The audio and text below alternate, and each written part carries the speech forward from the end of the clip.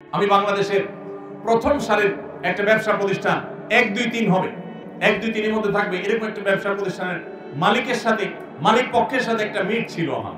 সেই মিটিং এ আমাকে যিনি পরিচয় করা দিচ্ছেন তিনি পরিচয় করা থেকে বলেছেন যে হুজুরের অনেক বক্তব্য সোশ্যাল মিডিয়াতে আছে ইত্যাদি ইত্যাদি। তখন ওই ভদ্রলোক তিনি বললেন যে সরি আমি ওনাকে চিনতে পারিনি। তো আমাকে যখন উনি চিনে নাই স্বাভাবিকভাবে আমার কাছে একটু খারাপ লাগা কাজ করছে। লোকটা আমাকে চিনলো না, প্রথম সারির ব্যবসায়ী আর আমাকে চিনলো না, তার মানে তার সোশ্যাল মিডিয়াতে কোনো বিচরণ নাই। তখন উনি সাথে সাথেই নিশ্চিত করলেন যে ভাই সত্যি বলতে আমার ফেসবুক বা ইউটিউবে কখনো ঢোকার সুযোগ হয় না এবং এই অ্যাপগুলোই মোবাইলে নাই।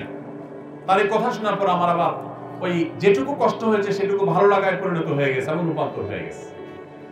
কোন প্রতিষ্ঠিত মানুষ যার দ্বারা বড় কিছু করা সম্ভব হয়েছে মোবাইলে আসক্ত ছিল সে এটা কোনোদিনই সম্ভব নয়।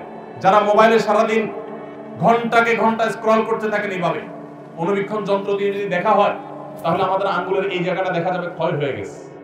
কারণ এই মোবাইল স্ক্রিনে এই পরিমাণ ঘষা হয়, ঘষতে ঘষতে ঘষতে ঘষতে আপনি লক্ষ্য করবেন ফেসবুক বা ইউটিউবে আপনি যখন এগুলো টানতে থাকেন এটার কোনো এন্ডিং নেই, শেষে এসে ঘুরতে থাকে মানে লোড হচ্ছে আপনি অপেক্ষা করেন, কোনো এন্ডিং আছে?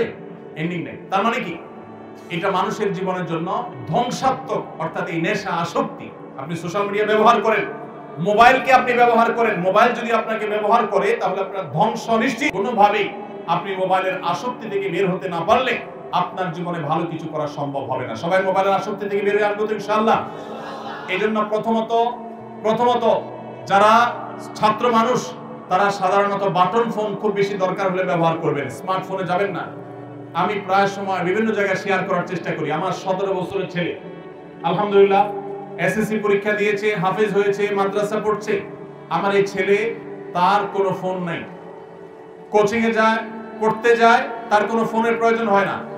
অতি সম্প্রতি একটা বাটন ফোন তাকে দেওয়া হয়েছে সীমিত সময়ের জন্য এবং এটাতে সে হ্যাপি, এমন না যে তার মনে কষ্ট আছে, সে নিজেই চায় না তার কোনো ফোন থাকুক, কারণ এই ফোন আমাদের সোনালী জীবনকে ধ্বংস করে দিবে। ভাইরা আমাদের এই শক্ত সিদ্ধান্ত গ্রহণ করতে হবে, বাটন ফোনে চলে আসতে হবে। আপনি যদি 6 মাস বাটন ফোনে চলে আসতে পারেন দেখবেন ওই আসক্তি থেকে বাঁচা আপনার জন্য সহজ হয়েছে। এবং যদি সম্ভব হয় আপনি মোবাইলটা হয় বিক্রি করে ফেলেন, না হয় জমা দেন, কিছুদিনের জন্য কষ্ট হবে, এরপর দেখবেন আপনি অত্যন্ত সুন্দর একটা জীবন যাপন করছেন। সবাই চেষ্টা করতে পারি তো ইনশাআল্লাহ। আল্লাহ তাআলা আমাদেরকে মোবাইলের মাদকতা থেকে বেঁচে থাকার তৌফিক দান করুন, সোশ্যাল মিডিয়ার মাদকতা থেকে বেঁচে থাকার তৌফিক দান করুন। ভাইরা আমার, তৃতীয় মাদকতা হলো আমাদের যৌবনের যে উচ্ছলতা। এই উচ্ছলতার ফলে অনেকে আমরা মেয়েদের প্রতি আসক্ত হয়ে তাদের সাথে অবৈধ সম্পর্কে লিপ্ত হয়ে যাই। বিশেষ করে পশ্চিমা সভ্যতার যে থাবা, এই থাবা মিডিয়ার মাধ্যমে, নাটকের মাধ্যমে, সিনেমার মাধ্যমে, নানা মাধ্যমে আমাদের সমাজে ছেয়ে গেছে, যার কারণে আমাদের তরুণদের চরিত্র ধ্বংসের দ্বারপ্রান্তে চলে গেছে। আমি আপনাদেরকে আজ উদাহরণ আহ্বান করতে চাই, আপনার এই চরিত্রকে আপনি হেফাজত করুন। আমাদের প্রিয় নবী সাল্লাল্লাহু আলাইহি ওয়াসাল্লাম বলেছেন যে ব্যক্তি তার দুটি অঙ্গকে হেফাজত করার, এটাকে অপাত্রে ব্যবহার না করার ব্যাপারে সংকল্প করবে আর এই দুটি অঙ্গের দায়িত্ব নিবে, নবী সাল্লাল্লাহু আলাইহি ওয়াসাল্লাম বলেছেন আমি তার জান্নাতের দায়িত্ব নিলাম। তার একটি হলো ঠোঁট, মুখ। এই মুখ দিয়ে সে কখনো মাদক গ্রহণ করবে না, মুখ দিয়ে মিথ্যা বলবে না, মুখ দিয়ে গালমন্দ করবে না, মুখ দিয়ে মন্দ কথা বলবে না, গায়ের জোর খাটাবে না, মাস্তানি খাটাবে না, গুন্ডামি করবে না, অপরাধ করবে না, বেয়াদবি করবে না, এই মুখ দিয়ে কোনো অন্যায় করবে না। এবং সে তার লজ্জাস্থানকে যদি কন্ট্রোল করতে পারে, তার ইজ্জতকে, সম্ভ্রমকে যদি সে নিয়ন্ত্রণ করতে পারে, বৈধ বিবাহের আগ পর্যন্ত সে হারাম কোন রিলেশন, অবৈধ প্রেম, অবৈধ ভালোবাসার কথা যদি সে না পাওয়ায়, এই ব্যক্তিকে নবী করিম সাল্লাল্লাহু আলাইহি ওয়াসাল্লাম জান্নাতের গ্যারান্টি নেওয়ার কথা বলেছেন। অতএব এই মাদকতা থেকেও আমাদেরকে মুক্ত হতে হবে, এটি ছাড়া আমরা কখনো আদর্শ মুসলমান হতে পারবো না। আল্লাহ তাআলা আমাদের সবাইকে সব ধরনের মাদকতা থেকে, সব ধরনের ভয়াবহ থাবা থেকে, সব ধরনের এডিকশন থেকে, সব ধরনের আসক্তি থেকে আমাদের যুব সমাজকে বেঁচে থাকার তৌফিক দান করুন। আমরা সবাই মাদক থেকে দূরে থাকার চেষ্টা করবো তো ইনশাআল্লাহ। মনে রাখবেন 5 ওয়াক্ত নামাজে যদি আপনি অভ্যস্ত হন, সৎ সঙ্গী যদি আপনি অবলম্বন করেন, মোবাইল ফোনের নেশা থেকে যদি আপনি বেঁচে থাকতে পারেন, তাহলে এই 3টি কাজ আপনার ক্যারিয়ারকে সুন্দর করবে, আপনার পারিবারিক বন্ধনকে মজবুত করবে, আপনার ভবিষ্যৎকে উজ্জ্বল করবে এবং আপনাকে ভালো মানুষ হতে সাহায্য করবে। আপনি আদর্শ যুবক হতে পারবেন, আপনি সফল মানুষ হতে পারবেন। মনে রাখবেন আমার ডানে বামে যারা বসে আছেন তারা অনেকেই আপন আপন জায়গায় তাদের ক্যারিয়ারে তারা সফল মানুষ। আপনি লক্ষ্য করে দেখবেন, তাদের সাথে কথা বলে দেখেন, ছাত্র জীবনে তারা কেউ, তখন তো স্মার্টফোন আবিষ্কার হয়নি, বা স্মার্টফোনের ব্যবহার ছিল না সেভাবে, তারা কেউ কিন্তু এ জাতীয় কোনো বিষয়ে আসক্ত ছিলেন না।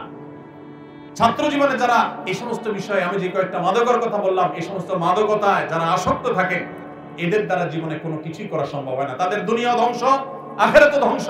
একটা সময় আফসোস করে তখন আর ব্যাক করার, পেছনে আসার কোনো সুযোগ থাকে না।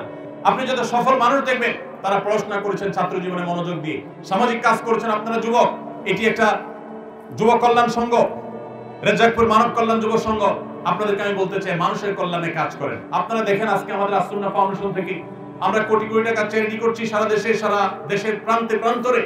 আপনারা অনেকে হয়তো জানেন না, আমি ছাত্র জীবন থেকে, আমি খুব ছোট থাকতে আমি মানব সমাজমূলক নানামুখী কাজ করার চেষ্টা করতাম।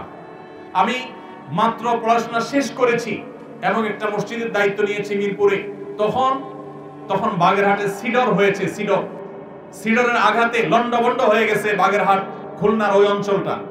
এক ট্রাক কাপড় চোপড়, পুরাতন কাপড় চোপড় ঢাকার মিরপুর এলাকার মানুষের ঘরে ঘরে গিয়ে তাদের কাছ থেকে কালেকশন করে 1,16,000 টাকা একটা বান্ডেল নিয়ে মসজিদ কমিটির দায়িত্বশীলদেরকে সাথে নিয়ে আমি সশরীরে সিডর এলাকায় গিয়েছি। সেখানে একাধিক মসজিদ নির্মাণ করেছি ভিন্ন উদ্যোগে। আর এই টাকাগুলো আমরা এবং এই কাপড় চোপড়গুলো সেখানে বিতরণ করেছি, খাদ্য বিতরণ করার চেষ্টা করেছি। ভাইরা আমার, আপনারা যারা বয়সে তরুণ, আপনাদেরকে আমি বলবো, আপনার রাস্তাঘাট কালভার্ট যদি ভেঙে যায়, স্ব উদ্যোগে স্বেচ্ছাসেবা দিয়ে, নিজের শ্রম দিয়ে সেটাকে ঠিক করার জন্য, মেরামত করার জন্য আপনারা উদ্যোগ নেন। আপনারা গরিব মানুষ, সবাই মানুষ কারা আছে তাদের অভাব দূর করবার জন্য উদ্যোগ নেন। এই যে কোরবানির ঈদ আসছে, কারা গরিব মানুষ তাদের বাসায় কোরবানি হচ্ছে না, তাদের বাসায় কোরবানি গোশত পৌঁছে দেওয়ার জন্য উদ্যোগ গ্রহণ করেন। আপনারা যখন এরকম সমাজমুখী উদ্যোগ গ্রহণ করবেন, মাদক এবং এই জাতীয় যে সমস্ত অভিশাপ আমাদের সমাজকে চোখ রাঙাচ্ছে, কিশোর গ্যাংয়ের যে অপরাধ চক্র আমাদেরকে চোখ রাঙাচ্ছে, ইনশাআল্লাহ এই অপরাধ ধুয়ে মুছে আমাদের সমাজ থেকে পরিষ্কার হয়ে যাবে।